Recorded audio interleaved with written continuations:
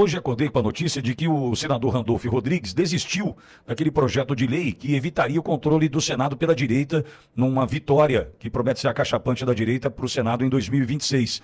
O Randolfo retira esse projeto que mudava as regras da eleição para o Senado, dizendo que aposta na reforma eleitoral, que é mais ampla e já está tramitando no Congresso.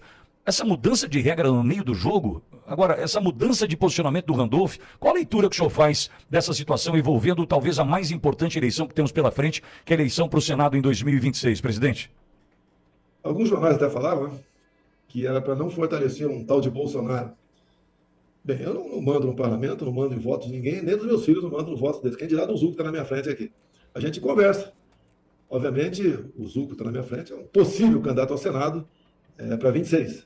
Eu falo possível porque ninguém bateu o martelo sobre ninguém ainda. Mas a proposta do Randolph, vamos supor que ela fosse aprovada, né, tem que ser aprovada até um ano antes do pleito, ajudaria a esquerda. E o argumento do Randolph é muito bonitinho, né? Temos que ter diversidade dentro da Câmara, não pode ser só a direita ou só a esquerda. Bem, a proposta como está no momento, o cálculo que nós fizemos aqui, o PL vai lançar um candidato em cada um dos 26 estados, né? E no Distrito Federal. Não quer dizer que a gente vai fazer 27 senadores, mas acredito que faça 20. O outro candidato pode ser até do PL, mas a ideia nossa Rio Grande do Sul, por exemplo, conversar com o PP, entre outros partidos aí, o candidato deles, com chance. E a forma como está no momento, com 2 votos, a gente faz os 2 nossos no Rio Grande do Sul. Da forma como está propondo o Randolph, uma vaga seria nossa, outra vaga seria do PT. Ele quer mudar a regra porque a regra atual não o favorece. Então, tenho certeza aqui, conversei com muito pouca gente, a chance de passar é 0. Para não falar negativo. Tá? Até porque tudo que vem de certas pessoas, Randolph, entre outros parlamentares, você tem que ser contrário. Eu, nos meus 28 anos de parlamentar, como é que eu decidia meu voto? Quem é o autor do projeto? É do PT? É do PCdoB? É do PSOL? Estou contra. Ou é de tal partido? Estou contra. Em 99% das vezes. Não é sempre que de vez em quando eles erram, né? Quando eles erram, eles acertam. Então, nunca errei meu voto. É igual a reforma tributária que está agora em andamento aqui. Tenho conversado com vários parlamentares. Tem que ser contra. É inconcebível o governo continuar gastando e dizendo que é investimento. É mesmo que quem está nos ouvindo aqui. Já gastar investimento, o seu João que está nos ouvindo, está ruim de dinheiro, faz um empréstimo no banco ou junto ao agiota e depois gasta. O mês que vem vai de novo e gasta. Não é assim. Você não pode gastar mais do que você arrecada. Aí o governo está fazendo. A reforma tributária do governo, que aproximadamente 80% do PL foi contrário, né? Os 20% restantes, quase todos foram do Nordeste. A política econômica da Haddad eu apelidei de menos vacas, mais leite. Achando que é só cobrar que paga. Nós começamos a fazer, obviamente com o Paulo Guedes, uma reforma tributária inteligente, reduzindo a carga tributária. E, logicamente, todos nós ficamos meio apavorados naquele momento. Mas estava vivendo pós-pandemia, uma guerra pela frente. Zeramos, por exemplo, com o parlamento, não foi na canetada como a Dilma fez lá atrás, zeramos impostos federais do diesel, gasolina, etanol, gás de cozinha, e começamos a arrecadar mais. E quando você aumenta muito a carga tributária, o empresariado, né, o empreendedor, tem 2 alternativas: quebrar ou sonegar. E as 2 são ruins para todo mundo. Então, demos exemplo atrás de uma boa reforma tributária. Reduzimos, por exemplo, 1/3 o IPI de 4 mil produtos e preservamos a Zona Franca de Manaus. É um problema a Zona Franca de Manaus? Para muita gente para nós não é problema, é solução. E eu sempre digo, né, a região amazônica são quase aproximadamente 25 milhões de pessoas que não pode ficar isolada. Lá, mais da metade do estado do Amazonas é terra reserva indígena. Quem tem uma pequena propriedade lá, uma fazenda grande que é difícil, 80% é preservação ambiental. Até 2019, por exemplo, tinha um decreto presidencial que era proibido plantar cana-de-açúcar no estado do Amazonas. Revogamos esse decreto. Levei pancada de alguns ambientalistas, né, dizendo que eu queria transformar a floresta amazônica em canavial. Nós fomos vencendo esse momento. Tinha previsto nisso meu governo 500 vagas para o IBAMA, concurso. Falei, não vai ter concurso para o IBAMA. Acertamos com o ministro, reduzimos o percentual de multagem no campo em 80%. E a nossa ideia é reduzir mais. Porque tem muitos fiscais, não são todos, e o objetivo é outro, não é fiscalizar.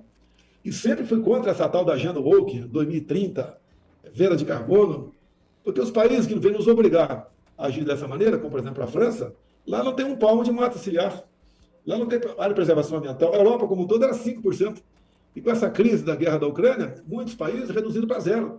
E esse 5% era manejável, né? Era por tanto tempo aquela área, não se podia plantar nada. Tempos futuros, outras áreas, 5%. A Alemanha, por exemplo, que deixou de de investir na energia fóssil, voltou a investir. Agora, o Brasil é um país fantástico. Quando você fala em meio ambiente aqui, olha a cara de pau desse pessoal ambientalista, né?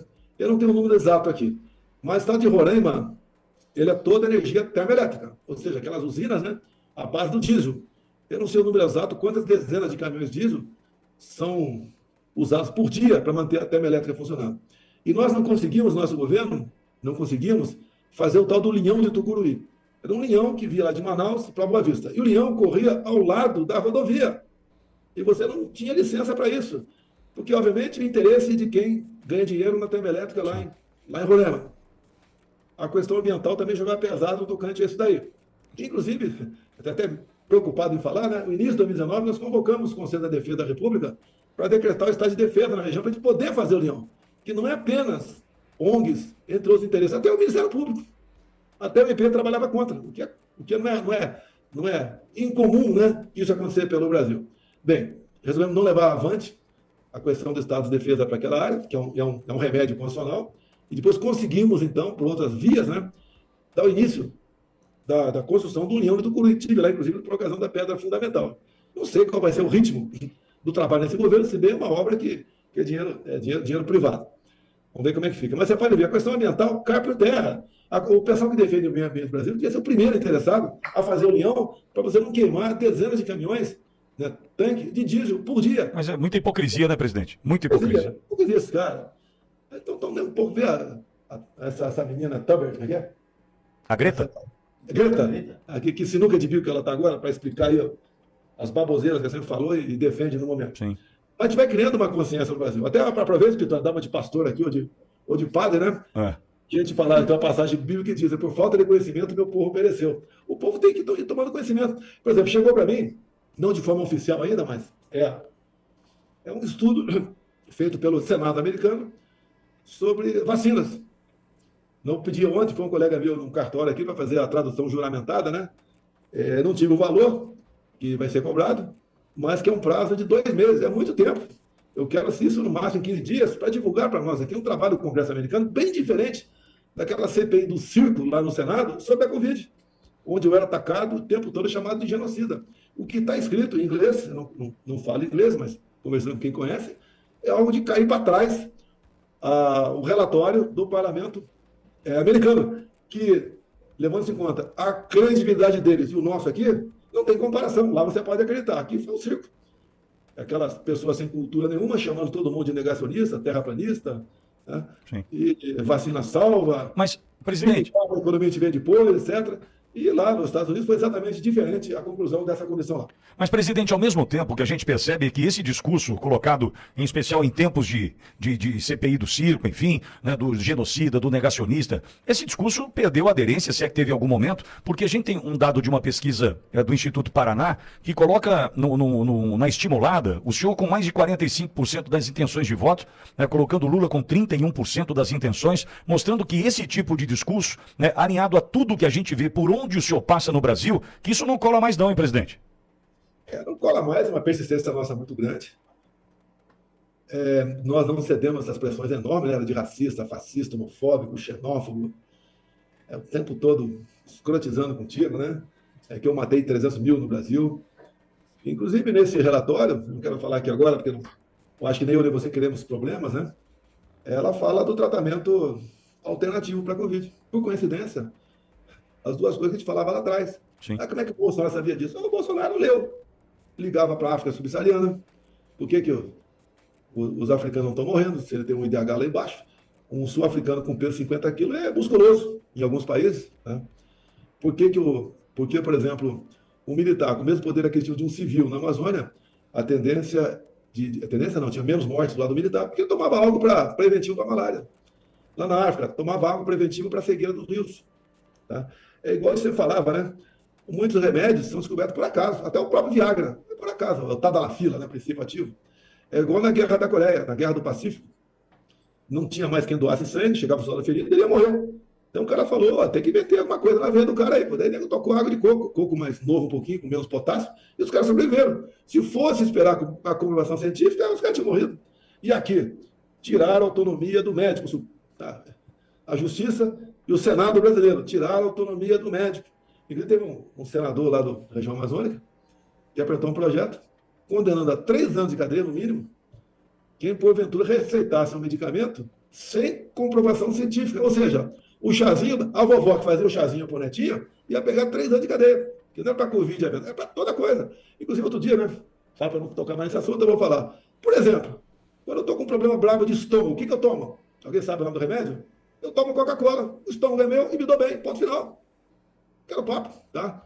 E fico feliz da vida. E assim como cada um tem o seu remédio alternativo, dado o problema que ele tem. E a vovó é a pessoa mais recomendada para isso, né? E a vovó ia começar com 3 anos de cadeia. Ia para Papuda, igual as vovozinhas foram agora, condenada a 17 anos de cadeia, porque estava de verde e amarelo na esplanada dos ministérios.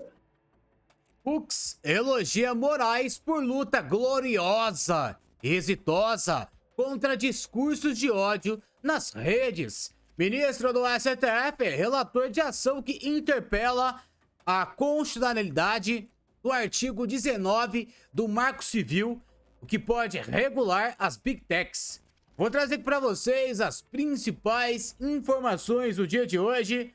Lembrando que é muito importante você deixar o seu like e compartilhar essa informação nas suas redes sociais. Informação urgente já na sua tela. Atenção! Lula vai passar por nova cirurgia para bloquear fluxo de sangue no cérebro.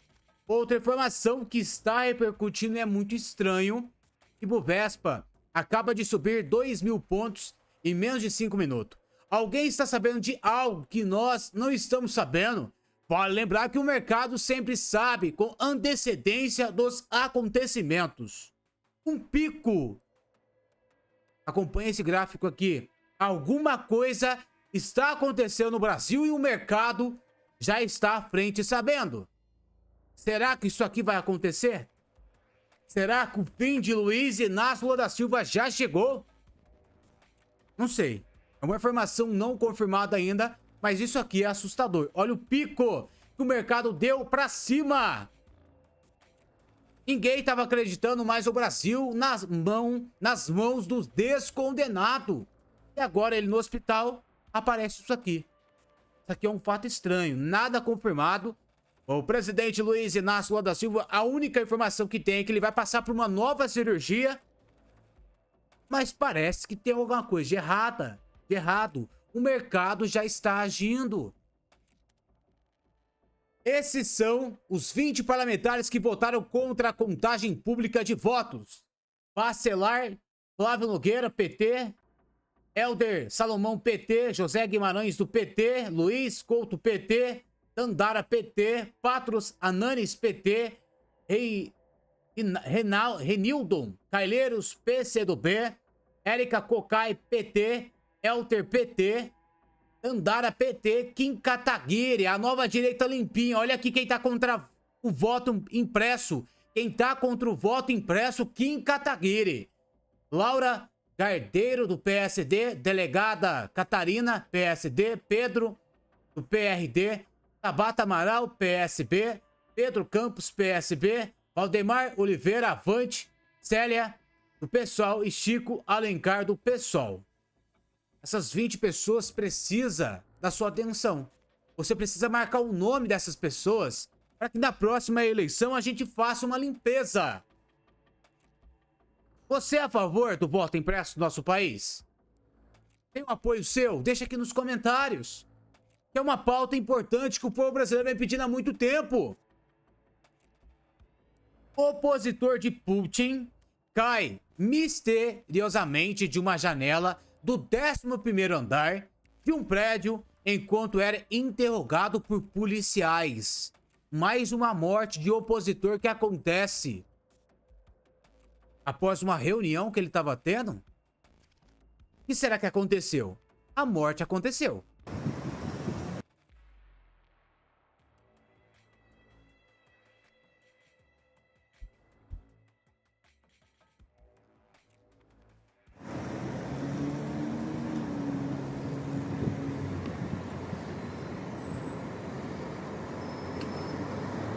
Мешочек.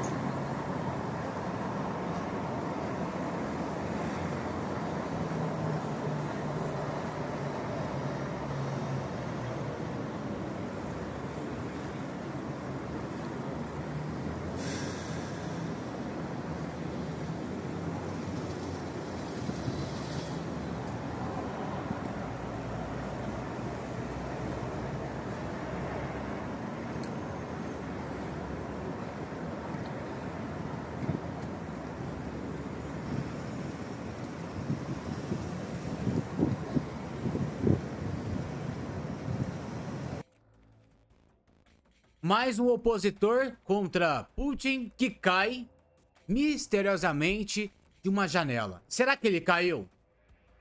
Será que não derrubaram ele lá de cima? É um dos vídeos que está repercutindo nesse exato momento e precisa do seu compartilhamento. A CCJ acaba de aprovar PL que obriga a contagem pública de votos e voto impresso. Então vamos abrir a votação. Está encerrada a votação. Está aprovado o parecer por 31 votos a 20.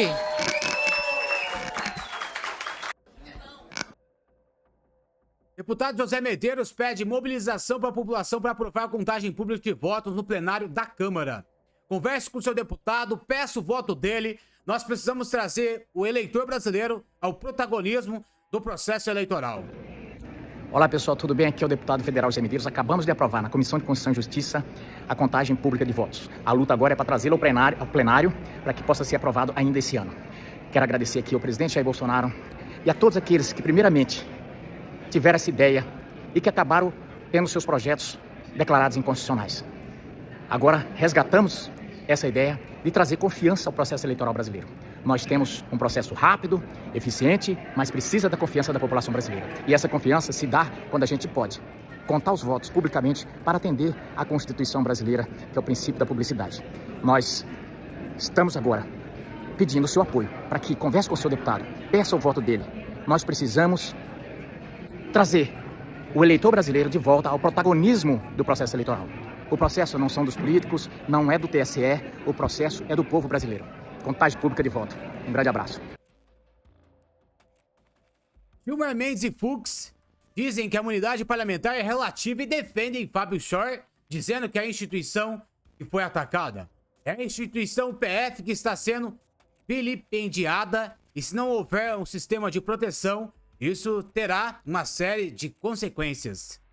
Sobre ele conversado e já há precedentes do tribunal nesse sentido, como Vossa Excelência indicou, na premissa de que não há direitos nem prerrogativas absolutos.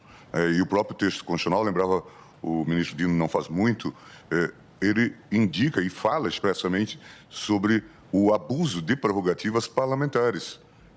Deixando claro um acordo de Vossa Excelência aqui. Deixando claro que é preciso que haja uma funcionalidade, algum tipo de uso da imunidade parlamentar para fins que são albergados pela própria Constituição. De modo que é um esforço louvável que o Tribunal faz nesse sentido. E há uma outra perspectiva que sempre fica perdida por razões políticas que nós entendemos, mas talvez não sejam justificáveis, é que as próprias câmaras, elas têm um poder de polícia, de contenção de abusos que se fazem, por isso os comitês de éticas, as comissões de éticas deveriam atuar para a preservação, na verdade, da própria dignidade desse locus, né?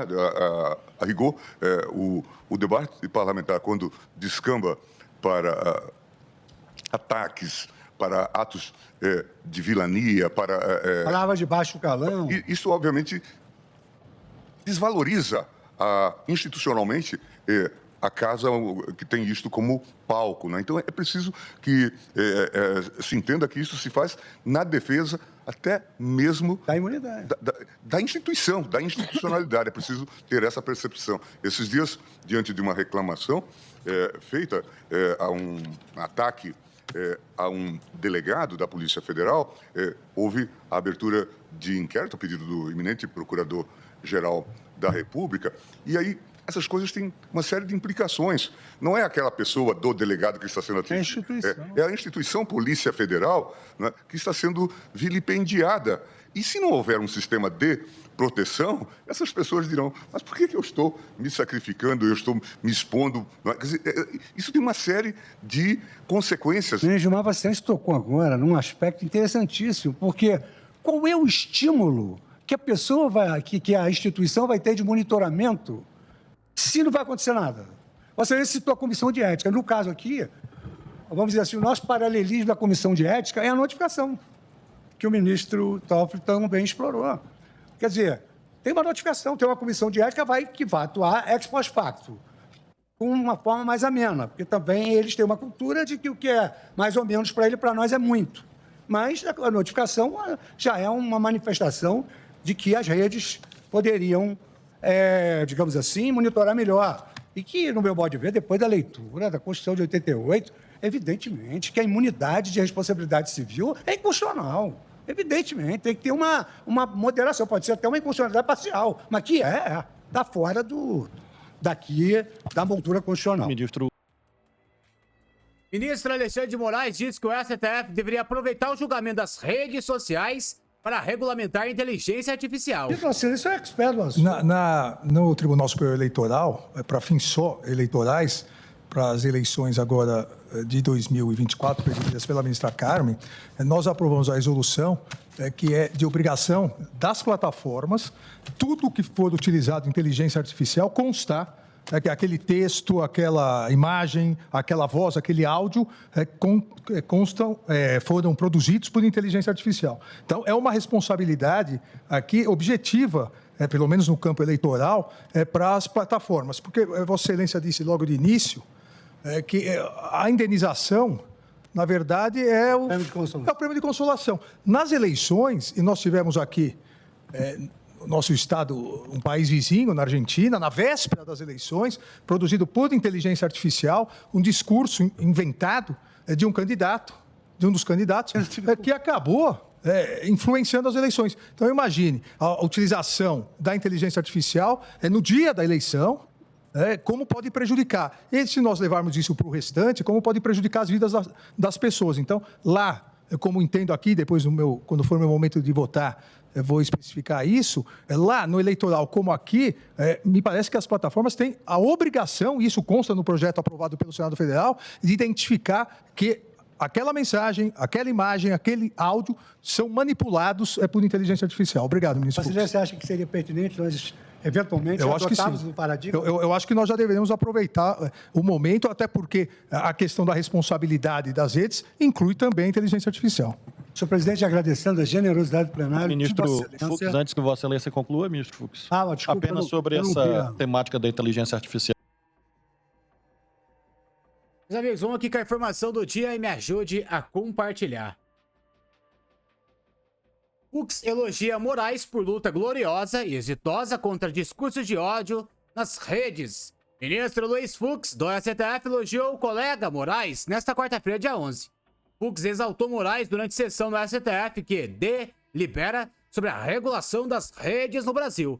Conforme o Fux, as redes sociais que lucram com conteúdos negativos, tratamento honesto e urbano não dá dinheiro e notícia, afirmou Fux, ao mencionar um acadêmico. A verdade é entediante. O que rende é a intriga, a fofoca, o bullying, o stalking, que é indiferente para as pessoas que assim o fazem, porque não tem caráter ou integridade. O único insumo que possui é a velhacaria. De acordo com Fux, as Big Techs permitem a circulação de conteúdos lesivos a direitos fundamentais, tais como fake news e discurso de ódio. Sobre esse último tópico, o ministro citou Moraes como alguém que foi incansável na sua luta gloriosa e exitosa. E aí, meus amigos, informações importantes, informações atualizadas do dia de hoje. Pedi para vocês em deixar o seu like, deixar o seu comentário e compartilhar esse vídeo nas suas redes sociais. A gente volta a qualquer momento com mais informações.